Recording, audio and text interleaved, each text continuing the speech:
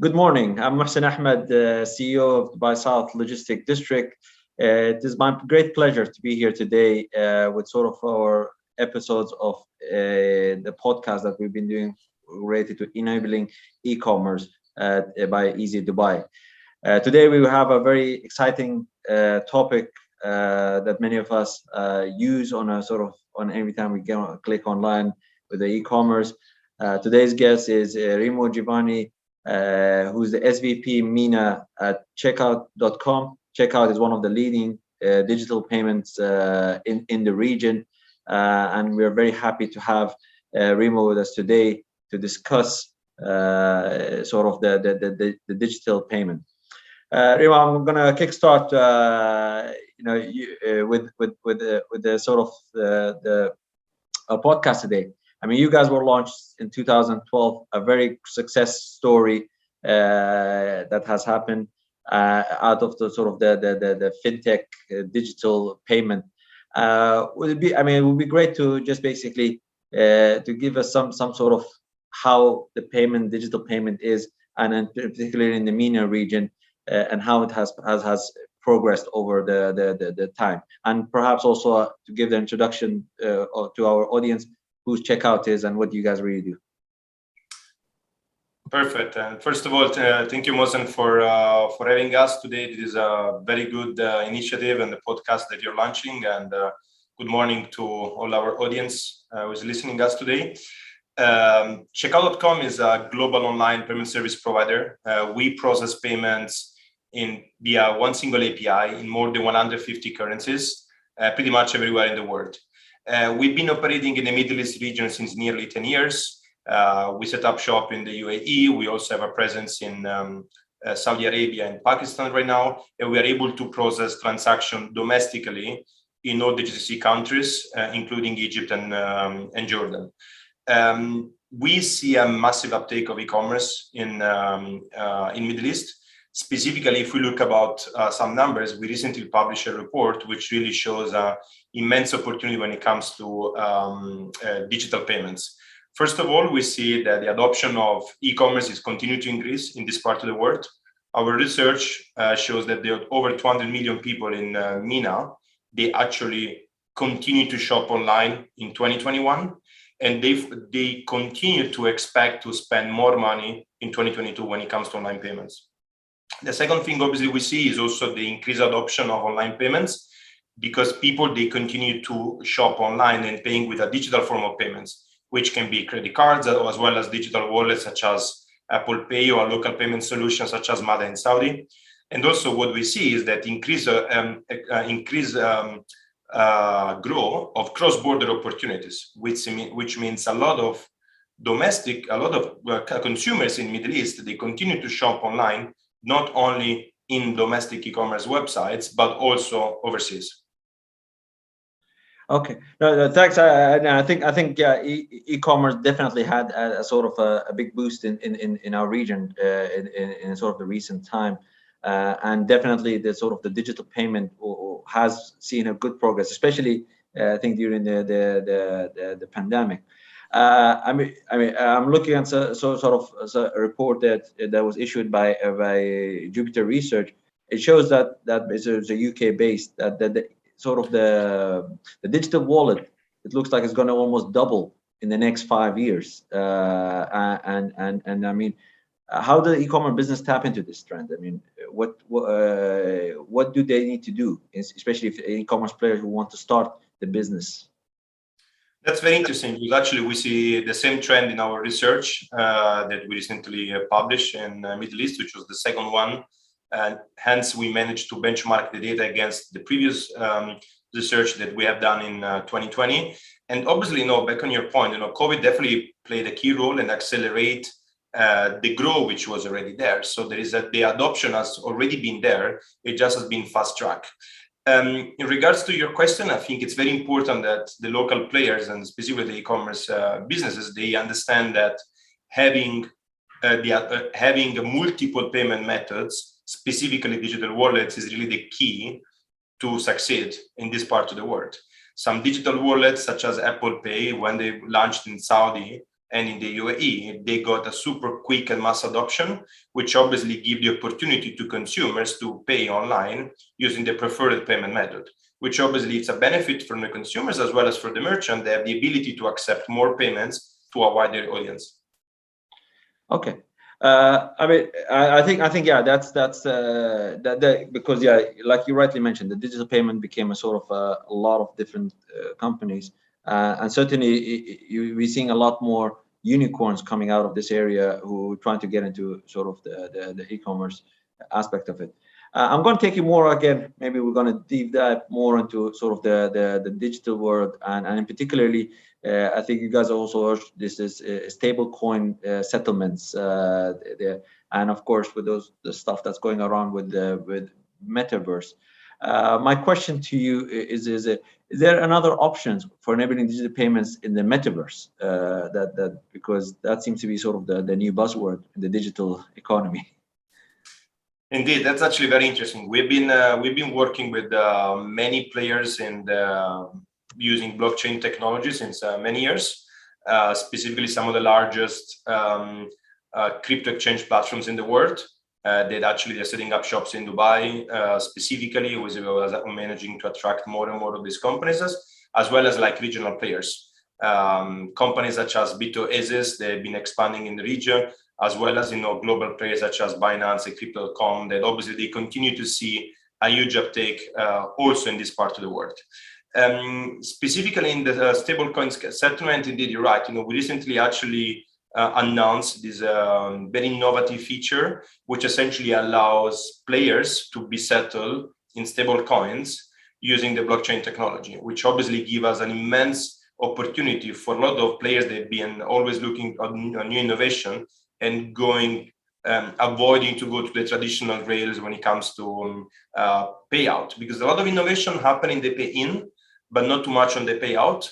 And that's what we heard from a lot of merchants that we interviewed in one of the recent reports that we have done, specifically on the crypto, where we see an increased uptake of, specifically from the finance departments of the merchants, from CFOs, that they expect alternative solution in terms of payout, and stable coins has been mentioned, on the top. Okay. I think I think alternative payout is as always. I mean, I remember when the whole event that we started, we recently had the Seamless event in Dubai, and that used to have maybe one or two booths that were related to digital payment. I was unfortunately I wasn't there. I was traveling at that time, but my team tells me that this year the digital payment was almost half of the event was related to digital payment. So it just shows how important this sector is, and how it's evolving and becoming more innovative, and people are looking at it. Of course, that I think raises to sort of my next question. This year, I think you guys went for a Series D of fundraising, where you raised, I think, about $1 billion, and of course the company has been valued with such short term about $40 billion, sort of a valuation. What does that mean to the customers in the MENA region? I mean, for a checkout to be is so successful, and of course being able to attract such an investment.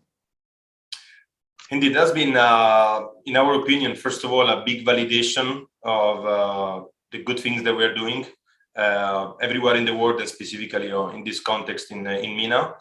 And that means for us that really we will continue to invest in our technology. We are product is our heart, everything that we do. So we need to make sure, obviously, we continue to develop a better product for our merchants. And actually, the discussion we had on crypto is perfectly fitting this conversation, because most of the research that we are going to deploy in 2022 is actually in the Web 3.0.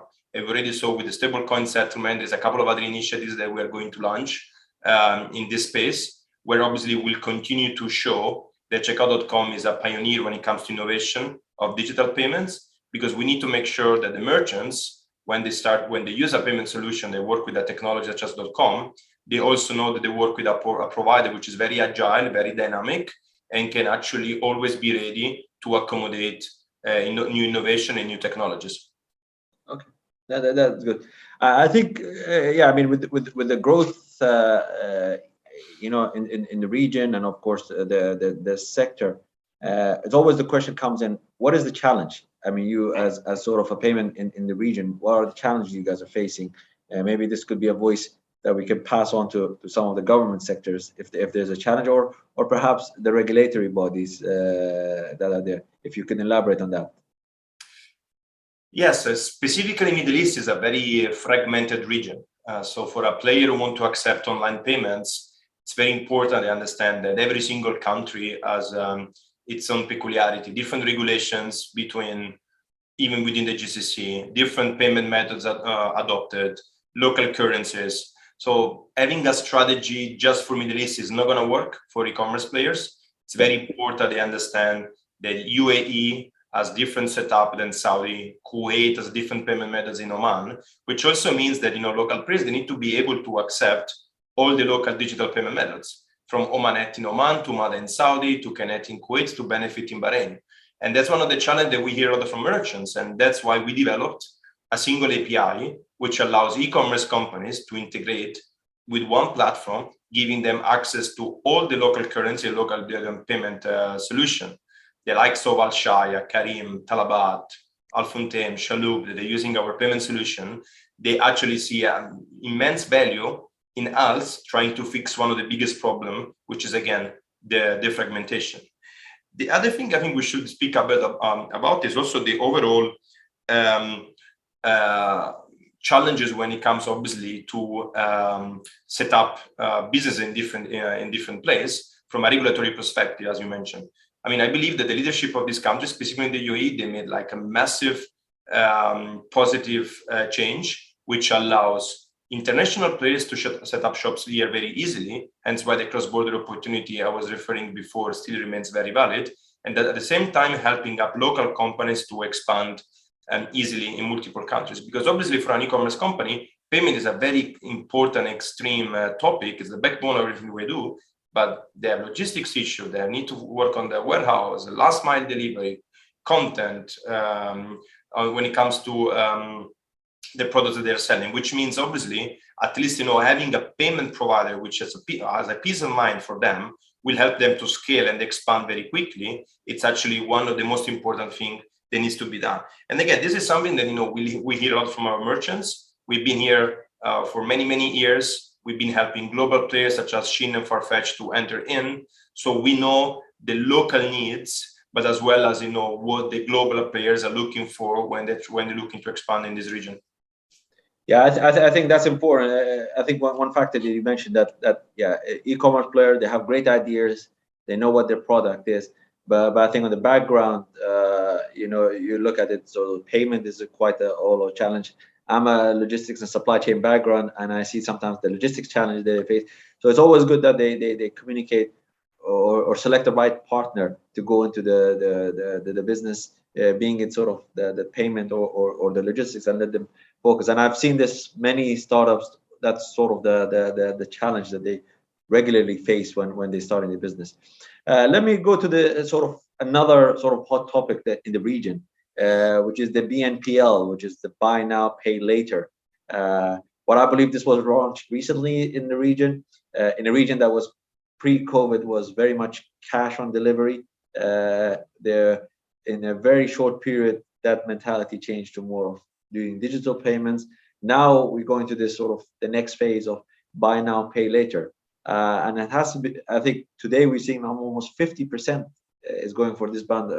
My question is, what does that? I mean, why is this such a successful story, especially in this region? And does it make business sense for you guys as sort of a digital payment guy? Indeed, you're totally right. This is a payment method that was absolutely nowhere. If you look at like 2019, the adoption of buy now, pay later in the region was less than 2%. Yeah. We, in the report I was referring previously in 2020, we saw that 24% of the people we interviewed, they use at least once buy now, pay later to shop online. This number jumped to 55% last year, and we expect to be 82% this year. So in less than 3 years, we can see that a payment method came from nowhere to everywhere. So this is definitely show a huge relevance. And we as Checkout.com, we have been working with the multiple buy now, pay later globally. So we have strong experience in this industry, such as Klarna in Europe. So we were not new to this business model. That's why we were ready when the adoption started to grow in the region, because we already had a lot of global expertise on this payment method. That's again the beauty of our platform, because we are very strong local focus in MENA, but we have managed to predict some trends that we see globally in other parts of the world.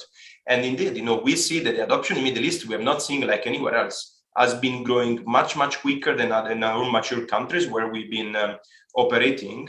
And I think there's a couple of reasons for this. I mean, first of all, if you look at some numbers from Tamara, which is the leading buy now pay later in Saudi, expanding very quickly everywhere else.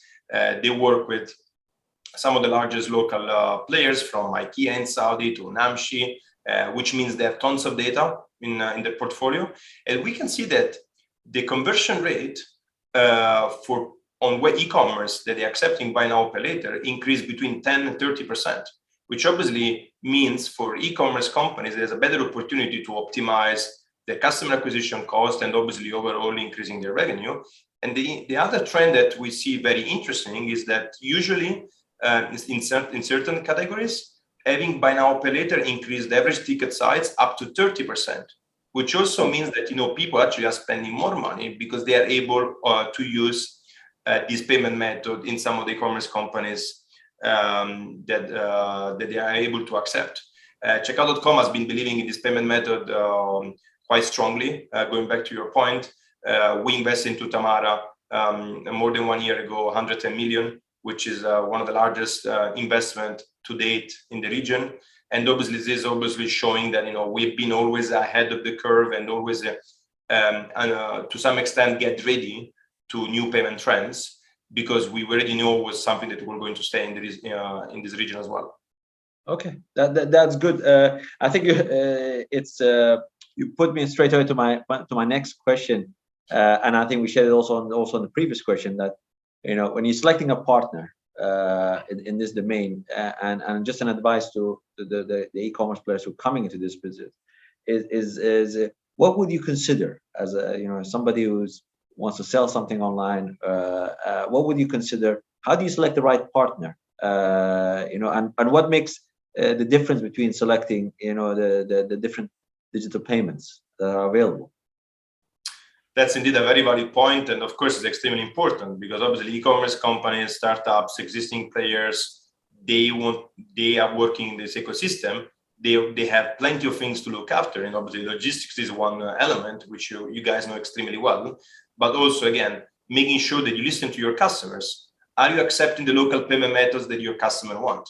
Are you working in the countries and ensuring you have the local content and currency that the customers are using for everyday transaction, which also help them to increase the trust? So I think in short, you need to make sure obviously you have, first of all, a partner that really listen to you, and hence listen to your customers, which means able to accept the local payment solution, the local wallets, and the ability to have local currencies, because that's what the customer wants. Second of all, you want to make sure that you work with a partner that simplify the overall payment experience in a seamless way with a single API. You don't want to have multiple dashboards, different API integration, multiple reconciliation reports, because obviously the more you expand, the more you increase the complexity, the higher obviously going to be the challenge. And you need to think also in the future. Even if a company is setting up in the UAE, at some point you want to think about, am I going to Saudi one day? Am I going to Egypt? Am I planning to expand to Far East? You don't want to change payment gateway every 6 months. You want to make sure you work with a partner that fits your roadmap today, but also tomorrow. That's why it's important to make sure that obviously the partner that you're choosing is already present in the countries where you're planning to expand, already has product and features that they're looking for. So if you're planning to accept crypto at some point, you want to make sure that you work with a partner who has this in the roadmap. If you're planning to expand to Kuwait, you want to work with a partner that accepts KNet. So this is extremely important, not only looking at what you're doing today, but also what you're planning to do tomorrow. And the other point I think it's very important, you also go to have, as you correctly say, use the wide word. You need to have the right partners, because we hear a lot from our merchants, because they like the fact that with us they have like really a partnership. We are the payment consultants for the merchants. We give them data. We help them to optimize the acceptance rate. We tell them how to enter in Pakistan, because it's a country we are also learning how to operate thanks to our local presence. If somebody wants to go in Europe, they can have our local expertise because we have offices everywhere in Europe. So essentially, you also need to work with a partner who can guide you on the best decisions, specifically in markets where obviously you might not be familiar with.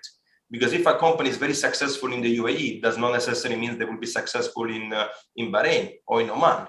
Hence why working with a partner who also understands those two countries, it's very important. Because you need to make sure that you accept the local currency. There are some regulatory challenges that obviously your payment partner can help you to cope with, and somebody that overall can help you to orchestrate everything is very important. And last point, you want to work with a payment partner is very dynamic. The industry changing very, very quickly. We just discussed about buy now, pay later. It was nowhere a couple of years ago. Now it needs to be there. So you want to make sure with a partner that continues to innovate and continue to launch new features and products which your customers want. No, Remo, let me ask you. With a lot of these sort of, you got big companies, obviously you're servicing. You mentioned some of them during our conversation, but you also have the smaller startups. Do you, as sort of Checkout, have a sort of two different teams? Because definitely the maturity of these two companies are different. The guy who wants to start versus the guy who already established, who just wants to expand into other markets. Absolutely. We are very enterprise focused because we know the payment is very complex, and our solution has been proven to help solve complex solutions to global players such as Netflix and to big players such as Carrefour. So in the region. So obviously, this is actually has been very successful for us. At the same time, we're always happy to help companies. They are showing a very good fast track record of growth, and we're helping them to grow very quickly in the region. I'm thinking about innovative business models such as Carrefour in the UAE, which it started a couple of years ago as a local startup, growing very quickly and having a mass adoption. Applications in the region that they work on demanding basis, such as Ritzek, just life. So obviously, those companies, they might have different requirements than such big global organization. But at the end of the day, it's also important for them to make sure that they can continue to expand seamlessly with a single platform. And that's, by the way, also goes in the retail space. Local platforms such as Bolska that they want to expand. At some point, they need to have like multiple payment solution and a global partners that help them to accept in a seamless way local payment methods. Again, in one single API. Yeah, you mentioned Carrefour. I think it's one of the very successful. They made our life a lot easier where your car is idle. I think Rashid definitely pulled off a sort of a good idea there, and the team has done. Convenient app, and has been very successful story also outside the UAE. When we explain this business model outside the boundaries of this country, people are positively surprised. Indeed, he has done a great job, and we can see the innovation that he continues to do there, and it definitely fixes a problem. Yeah, definitely. Let me, Robert. Just want to, because of the sake of the time, I want to sort of pick your brain. How do you see that sort of to wrap up this conversation? I want to just show what's the outlook for you, and how do you see the future? We've seen what the past has been very sort of very, very encouraging. How do you see the future next 3 years, 5 years? It's a very obviously a very broad, very important topic and very broad question. But essentially, if I can summarize, we can see that the world is moving towards one direction, which is more digital. So everything goes to more that side. We discussed about the metaverse, we discussed about digital payments, we discussed about increase of adoption of e-commerce. And checkout.com, we have all the tools and all the data that actually is backing up our decisions. One of the recent reports from Visa is telling us that the e-commerce opportunity in the region is going to be 49 billion by the end of this year, which is a massive number considering other region, and most importantly where the Middle East was like 5 years ago, if we just want to compare some data.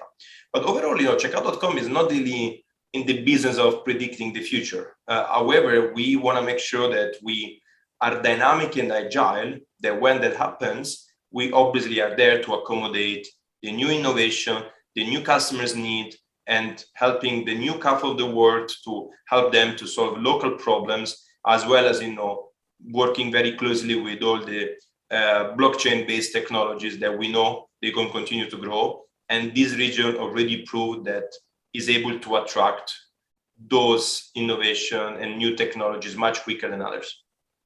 Yeah, I like the conversation. I mean, I think what I enjoyed is even though you're doing a lot of digital, you've mentioned the word API probably several times in our discussion, which just shows that you are very flexible even to deal with the smaller players. Because sometimes people come in and say, "Oh, we're going to do blockchain," but the blockchain has a huge funding sort of capital that people have to raise to come in. But I'm very happy that you've mentioned the sort of the API, which becomes basically anybody can come off the shelf. They can start. Obviously, in the fintech sector, it is continuously evolving. We've seen a lot of different changes. I think we covered some of those there.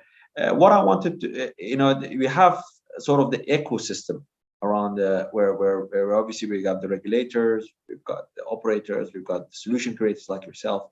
How will it continue? I mean, how, if you want to create this ecosystem, in your view, what needs to be done to make this more sort of a cohesive ecosystem where people can work together, and then continues to impact the sector of e-commerce in particular, which is our interest to our audience? And how do you get that sort of the ecosystem? All of us, they have a key role in this ecosystem, which can be from a regulatory perspective, logistics, infrastructures, payments, obviously.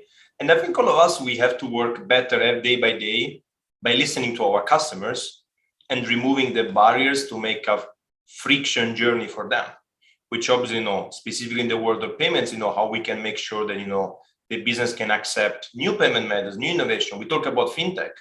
Checkout.com has been a fintech on fintech. We used to call ourselves for a couple of years, because if we look at in UK, we've been working with some of the largest fintechs such as Revolut, Wise, and Remitly, and all these digital companies. They all of a sudden became a household brand, and everybody is using on a daily basis. And we see the same in the region. We see companies such as Baraka, Sarwa growing very quickly and increasing the adoption.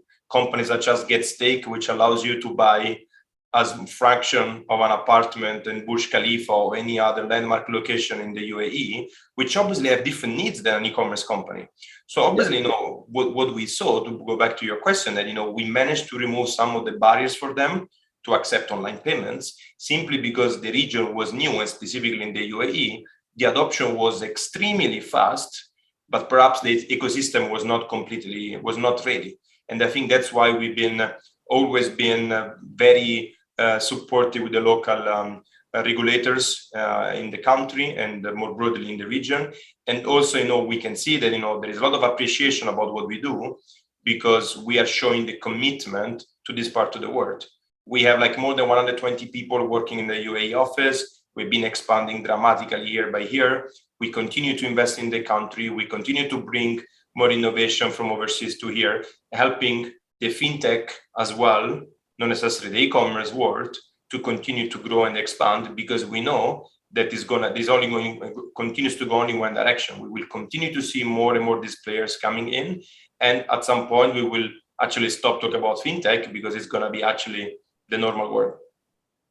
Remo, it's been very exciting talking to you about this, and some of those information I think even has been enlightening for myself, even though I just want to leave you sort of to our audience, what would be sort of some key takeaways you would like to leave for our audience before we wrap this up and sort of one of the most successful digital payment guys? I will say specifically, obviously, in the topic of payments is, first of all, listen to your customers. Make sure that you accept their local payment methods, their local currency, the digital wallets that they want. This actually, it's a very easy statement, but actually not always easy to execute, which obviously means making sure that your payment platform is capable of doing that, not necessarily today, but also tomorrow if you're planning to expand.